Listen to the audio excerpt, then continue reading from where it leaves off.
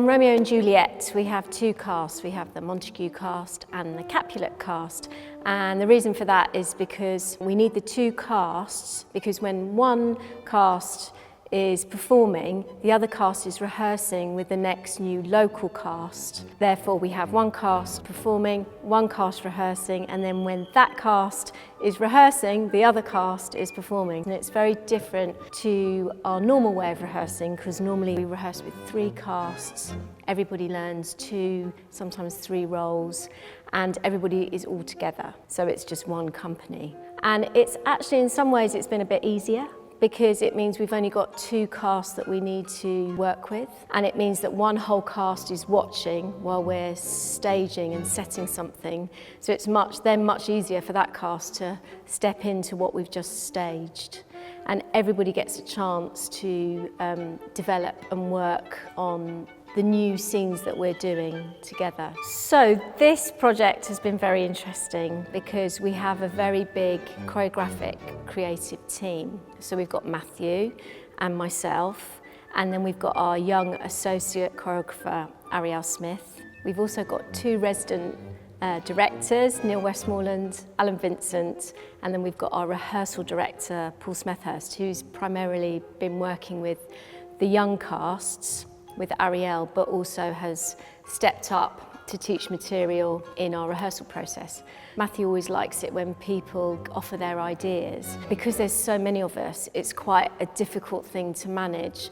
And I'm usually quite good at trying to manage the room and make sure that it's not too confusing, that there aren't too many voices all at once. But we've slowly got into a rhythm about how we work, and it is very difficult when you've got a brilliant idea and you're burning to tell what your idea is and we're just working on something else. It can get difficult to corral everybody and make sure that we're getting the job done.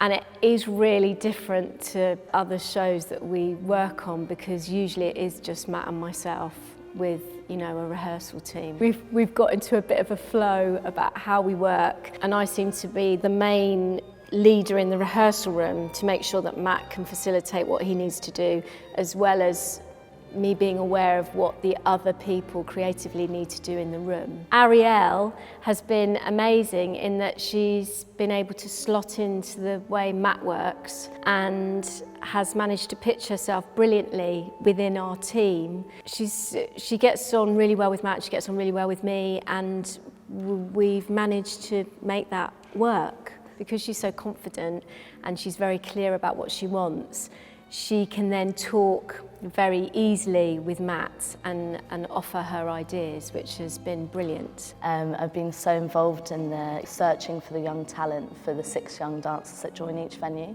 I've gone to every audition to find those young dancers, but also just backtracking to thinking about what the show was going to be. When we were having early conversations, Matt was so open to me being involved with those conversations. I feel really privileged that I've been able to influence what our plot is now. So not even just choreographically in the room, my ideas for the plot and for what we're going to do to the story. That part of the process, it wasn't expected, but I was really happy that it's not just been I've walked into the studio and started doing some steps, it's been the whole, and that's what a choreographer does. So I think that's really important that I did that, but also wasn't expecting it. And now when we've got into rehearsals, it's definitely not been sort of assisting Matt. He's opened the floor to me and really allowed me to sort of take charge in some bits of the show, and we've got a real rhythm of when he thinks, you know, that's my kind of thing, he just lets me do it. And then for some things, I love watching him work as well, so it's nice to sit back and watch him do, because he's great. Obviously, watch him do his thing. He's so great with the principles, and getting the sort of real storyline through is his real strength. And for me, I've never done anything like that.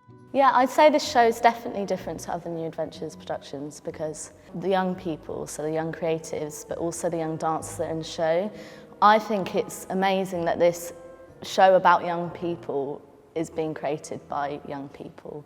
Because I think to be able to talk about things that are relevant to young people today, we need to have the influence and the voice of it. And it's not just from the creative team. Working with the young dancers has really helped us achieve that. But I think what this show gives as well is a new, much more, as every New Adventures show does, a more 21st century look at things like gender and things that we're really talking about at the moment, how we sort of look at a man and a woman on stage, especially for our Juliet.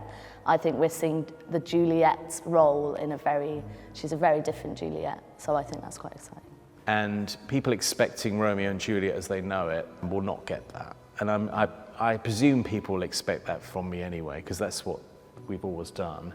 With all our stories, they all have a few surprises in them, really, which keeps it exciting. I think I've always felt that you don't want to go and see something where you already know the outcome. So I like to think we can just do that in dance as well.